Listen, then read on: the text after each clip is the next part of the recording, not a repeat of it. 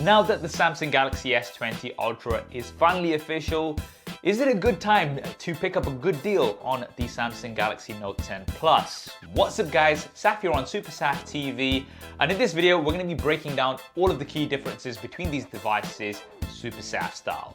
So initially let's look at the size of the devices. The Note 10 Plus is slightly wider, but the S20 Ultra is a larger device overall. It's taller, slightly thicker, and it also weighs more. Now, this is because it has a larger display, a 6.9-inch display versus the 6.8-inch display that we've got on the Note 10 Plus.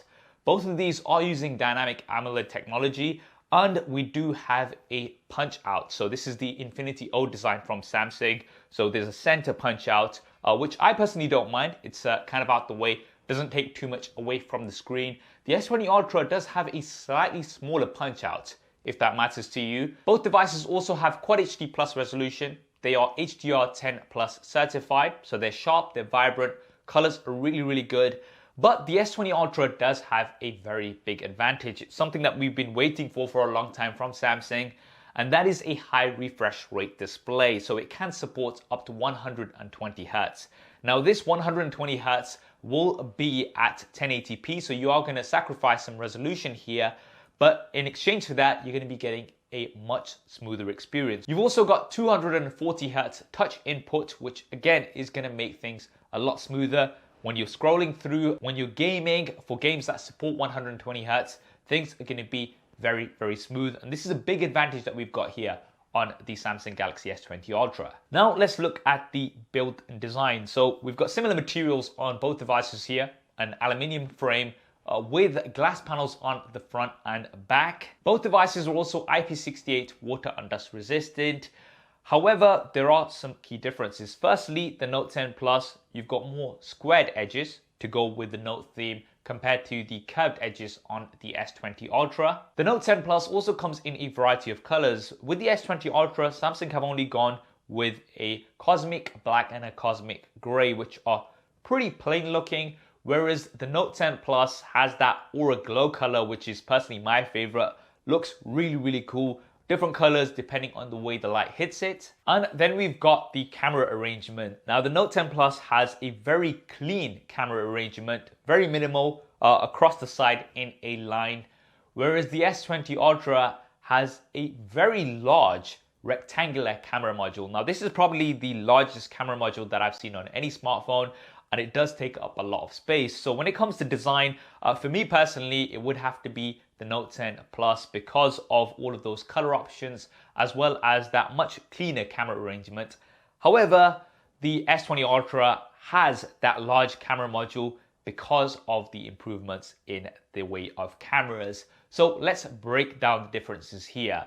Now, the Note 10 Plus has a quad camera arrangement. So we've got an ultra wide camera at 16 megapixels, a primary camera at 12 megapixels, a telephoto camera also at 12 megapixels, which is going to give you up to 2 times optical zoom or up to 10 times digital zoom, as well as a time of flight sensor, which is going to help with depth information. Now, the Note 10 Plus cameras have been very good. In particular, the ultra wide camera has been my favorite of 2019. Lots of detail, great colors. The S20 Ultra also has a quad camera setup, which has a similar function to the Note 10 Plus. So we've got an ultra wide, we've got a primary, we've got a telephoto, as well as a depth sensor, but these cameras are very different. So let's start off with the ultra wide. This is 12 megapixels, so we are losing out on a few megapixels compared to the Note 10 Plus, but we do have a larger size for the pixels. They're around 1.4 microns versus the 1 microns on the Note 10 Plus. Now, what that basically means is those larger pixels are going to be able to capture more light, so you're going to get better low light performance. The primary camera is 108 megapixels. That's a lot of megapixels, and you can shoot at that full 108 megapixel resolution, but by default, this is going to be set at 12 megapixels.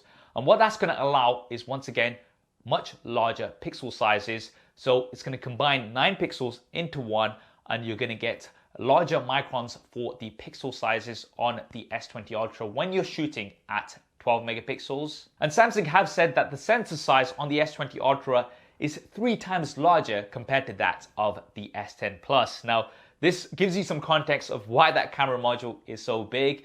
And in addition to that, you do have the telephoto camera, which is going to give you up to 10 times hybrid optic zoom or up to 100 times super res zoom. Now this is absolutely insane. It uses prism technology, something that we saw on the P30 Pro as well as some of the Oppo Reno devices last year. It's going to allow you to get in very, very close to your subjects. It's at 48 megapixels, but once again, at default, you're going to be shooting at around 12 megapixels to make the most of the larger pixel size. And I cannot wait to spend some more time with the S20 Ultra's cameras. We've got a big change compared to what we had last year. Definitely let me know in the comments below if you want me to do a SuperSaf style camera comparison between the S20 Ultra and the Samsung Galaxy Note 10 Plus. And as soon as I've got the retail version of the S20 Ultra, I'll get straight on it. Now let's talk about the video. So the Note 10 Plus can shoot at up to 4K at 60 frames a second. A very good video camera overall. I'd say it's one of the best when it comes onto the Android side of things. The S20 Ultra can shoot at up to 8K, which is once again absolutely insane. Having that amount of resolution on a smartphone, mind-blowing. Really looking forward to checking it out. And you've also got some improvements. So you've got an improved super steady mode, which is going to give you more steady video compared to that of the Note 10 Plus. You also have a pro video mode, so you're going to be able to dial in your settings. This is something that Samsung did have previously, but they kind of took away, and now they are bringing it back with the S20 Ultra. I'm not sure whether this is going to come to the Note 10 Plus via a software update. Not sure about that yet. You've also got a feature called single take, which might be useful to some. This is where you can shoot from multiple different cameras on the S20 Ultra at the same time. And the idea behind this is if you want to capture a moment and you want some pictures, you want the ultra wide, you want a bit of a boomerang as well, you're going to be able to do this all in one go and then share it straight away onto social media. I personally don't know how often I'm going to use this feature, but hey, it's a new feature that's there. And we've also got some improvements for the front-facing camera. So we've got 10 megapixels on the Note 10 Plus. On the S20 Ultra, we've got up to 40 megapixels. Once again, at default, it's going to be at 10 megapixels to get the larger pixel sizes and get better low light performance. But if you did want to shoot at the full 40 megapixels and get all of the details of your pores, then you can do that here on the S20 Ultra. And the S20 Ultra can also film at up to 4K at 60 frames a second from the front-facing camera, whereas the Note 10 Plus has a max of 4K at up to 30 frames a second. Now let's talk about the internals because we've got some major improvements here. The Note 10 Plus comes with either the Qualcomm Snapdragon 855 chipset or the Samsung Exynos 9820. The S20 Ultra being a 2020 device, one of the first devices this year with the Qualcomm Snapdragon 865 chipset or the Samsung Exynos 990 series. Now, which one of these chipsets you get is going to vary depending on your region, but the S20 Ultra does come with the newer internals, so you're going to get improved performance, improved efficiency, as well as improved graphics. Now for RAM, both of these do come with 12 gigabytes of RAM as a base. The S20 Ultra, however, does have a 16 gigabyte of RAM option available, which is absolutely crazy. And for the software, both of these do have Android version 10. The Note 10 Plus, mine is now updated to Android 10. It did come with Android 9 initially. And we do have Samsung's One UI skin on top. Now, there are some new features that we've got here on the S20 Ultra, which I'm not sure if they are also going to be coming on to the Note 10 Plus or not. One of these is Quick Share. This is Samsung's version of AirDrop, shall we say. It's going to allow you to quickly and easily share files between Galaxy devices. I believe this should hopefully come to the Note 10 Plus, but we also have the ability to quick launch up to 5 apps on the S20 Ultra. This is really going to be taking advantage of that RAM. And this way, if you're gaming and you want to kind of like leave it there, go away, you're not going to have to worry about the RAM management closing that down. If it's one of your 5 quick launch apps, that's going to stay there. And if you are somebody who likes to multitask a lot, then this is going to be a big advantage here on the S20 Ultra. I'm not sure if this is going to be coming down on to the Note 10 Plus. I think this is unlikely because it's also going to be using a lot of the newer processing power too. Now, for the storage, the Note 10 Plus actually comes with a higher base version of 256 gigabytes versus the base of 128 gigabytes on the S20 Ultra. So this is actually an advantage that we've got here on the Note 10 Plus. Both devices are available in a 512 gigabyte variant as well. Both also have support for a micro SD card. So it's quite interesting that Samsung is still holding on to the micro SD card slot. And if you do want to expand your storage, you can get up to a terabyte on a micro SD card and increase the storage on these, which is really, really great to have. Both of these also support UFS 3.0 storage. So you've got some very fast storage on both of these. Now, one advantage that the Note 10 Plus has, which the S20 Ultra does not, and pretty much no other device out there has, is the S Pen. And this, if you need a stylus for your smartphone, the Note is the device to get.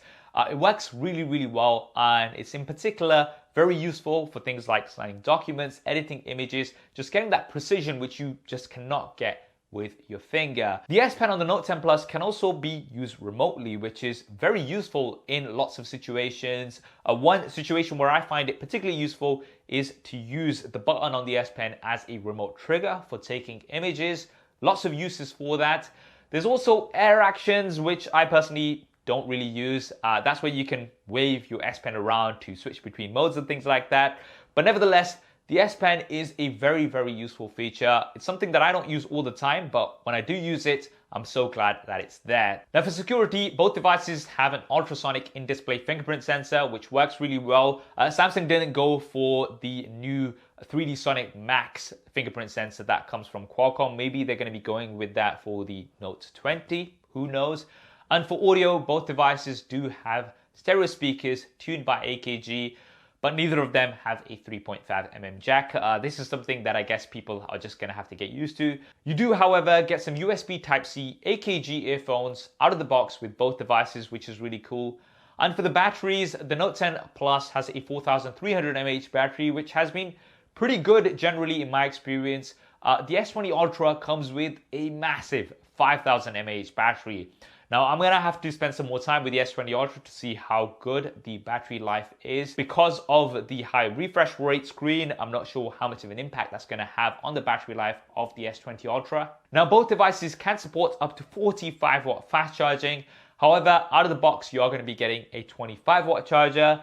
This still does charge the devices very, very fast. But if you do want to get the ultra fast speeds, you are going to have to buy that separately. And both devices also have support for fast wireless charging as well as wireless PowerShare. This is reverse wireless charging, where you're going to be able to charge other devices such as other smartphones as well as, say, your Galaxy Buds on your Samsung devices just by placing them on the back. Now let's talk about connectivity. So the Note 10 Plus, you can buy in a 4G variant or a 5G variant as well.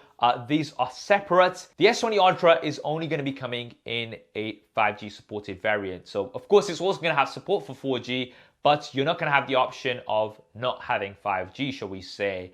And this is quite interesting. Samsung really seem to be pushing on 5G. And this no doubt also has an impact on price. So the S20 Ultra, of course, is coming in higher compared to the Note 10 Plus. And I've been having a look around for the Note 10 Plus. For the 5G version, you're looking at around about £1,000 or around $1,000 to $1,100 right now. This price is no doubt going to be coming down.